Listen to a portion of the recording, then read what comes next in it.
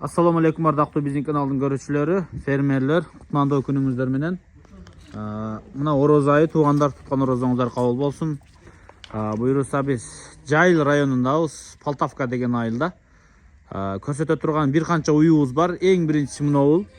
Угуп туруңуздар, бүгүнкү чыгарылыштын эң козурная уюу мына ушул болот. Породасы өзгөчө. Кыскасы көрөсүздөр, мындан башка симменталдар бар, анан швиц бар. Алар могу ичинде байланып турат. Биз азыр Полтавка деген айылдын башталышындабыз. Карабалтага бул жерден бир жакын эле, бир 10 мүнөттүк жол. Буюрса, мынодон баштап көрсөтүп коелу. Мыногу уйдун породасын ким билет? Айтыңыздарчы, кандай породага окшоттуңуздар? Ары бери айдап көрсөтөйүн. Бир 10 чакты уй бар. Андан кийин көрөсүздөр. Биринчисин сыртка алып чыгып азыр байлап көрсөтүп атабыз. Бир башкача уй экен, бойлору өтө бийик. Буюрса, 7 айга төгөрөгүндөгү бооз уй. Мына өзүңүздөр да көрүп турасыздар. Бул уйду азыр мен айдайын, сыртка. Бул уй энеси швиц уй экен, туугандар. Бул искусственныйдан туулган уй. Энеси швиц, анан кулагынын узундугу, киндиктери, анан бир формасынын башкачалыгын көрдүңүздөр. Же швицке окшобойт. Бул туугандар швиц уйга эме атылган экен. Жана индийский, жана желкесинде өркөчү бар, желини чоң, сүт багытында баягы башкача уйлар бар го, билесиздер, могу төш түшкөн, кулактары чоң. Ошондой буканын уруктугу келген экен. Ошону аткан экен туугандар. Уругу атасы ошол экен.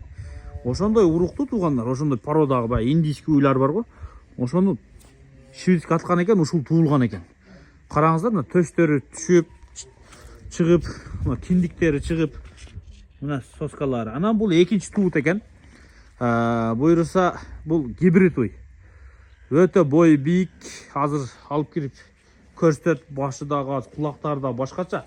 Калган уйларды азыр мен корого кирип көрсөтөм. Мына уйдун породасын билгендер болсо жазыңыздар. Бул гибрид экен да, мындайча айтканда швиц менен.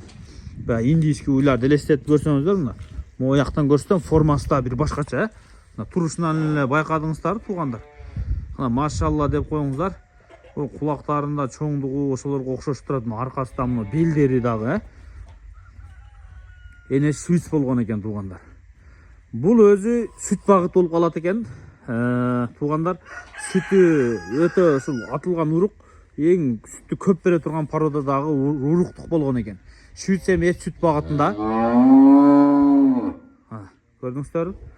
Анан бул экинчи туут экен. Бул биринчи туутта туугандар 28 литрге чейин сүт берген экен. Баасын 220 000 сом сурап атат.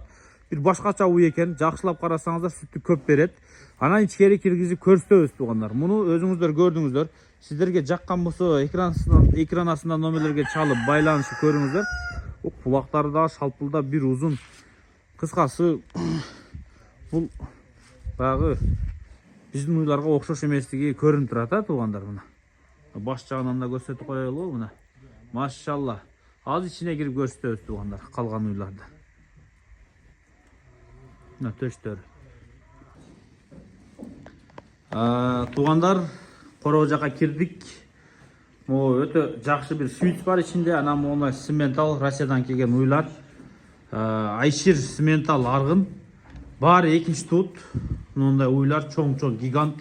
Булар эт сүт багытында, мына белдин күчтүүлүгүн, мына белдери көрүнүп турат, баштары. Мына тоого, ташка, сууга кыңктабай жүрө турган уйлар. Бүт баары бооз, 7 айлык бооздор, 7-8 айлык бооздор экен, туугандар. Мына ушул уйлар сиздерге жакса бир көрүңүздөр, ушул уйлардан да келип көрүңүздөр. Баягы таштак, суук, тоолуу, климат тез өзгөрө турган жердеги агаларыбыз бар, уй кармайын. Ошолорго айтат. Анан курста болуңуздар. Мына баласы менен өтө жакшы швиц, мына швиц беттеринен да билинип турат кандай уй экени. Баласы экинчи баласы экен, тетиги. Баласы ургача? Баласы ургач экен, мына музоос. Уй өзү мына жерге илешип калды. Кана, арыгач. Артына өтүп көрсөтөм. Анан мына чүйдүн уйу бар экен. Туугандар, мына уйду азаныраак берет экен. Музоосу мына музоо. Бул да ургач экен. Бул убагында өтө сонун уй болгон экен. Бир аз арыктап кыйналып турган мезгили. Мынау кой жакшы семиз мезгилинде желиндерин көрүп турасыздар, 40 литрге чейин сүт берген экен. Азыр оңоп, бир аз семиртип оңоп алса, азыр да сонун болот дейт тугандар. Мына желиндери өтө калта-калта болуп турат. Ошо сүткө кайтып чыгат дейт. Эми өзүңүздөр алып багып көрөсүздөр. Анан мынау аз айтып аткан швиц, мынау швиц. Швицтин күчтүүлүгүн көрдүңүздөр, кичине күн чагылып атат тугандар сырттан. Ошон үчүн мына жакта кичине жалтылдап атат. Буюрса мына швицти көрдүңүздөр. Швиц дагы өтө арык эмес, орто эти менен. Желиндери, соскалары узун экен. Баласы ургачы мына желиндери тугандар. Мына мощный соскалары менен экен, Бой бийик, өңү дагы мына таза швиц экен тугандар. Таза швиц дегендерге мына швиц сүйүүчүлөр өтө сонун экен. Анан мына уйларды бир четтен боозун карап коюңуздар. Эң гиганты мына бол экен. Мына гигант. Мына өзүңүздөр дагы ушул жактан бир карап коюңуздар. Кыскасы мынагу Айшир менен Симментал аргы мына алаң уйларды 180 миңден деп атыптыр тугандар. Жаккан болсо байланышасыздар, сүйлөшөсүздөр. Анан тетиги таза швиц бар го. Ошонун колго тиер жери ошо музоосу менен 180 миң экен тугандар. Мына таза швиц. Бул швиц дагы өтө жакшы экен. Мына 5509 Слава деген жазуусу бар экен тугандар. Прикасында. Өтө жакшы швиц экен. Музоосу дагы ургачы. Мына уй өзү жакшы уй экен, бою бийик. Анан мынагу уйду бир аз оңдойт экенсиздер.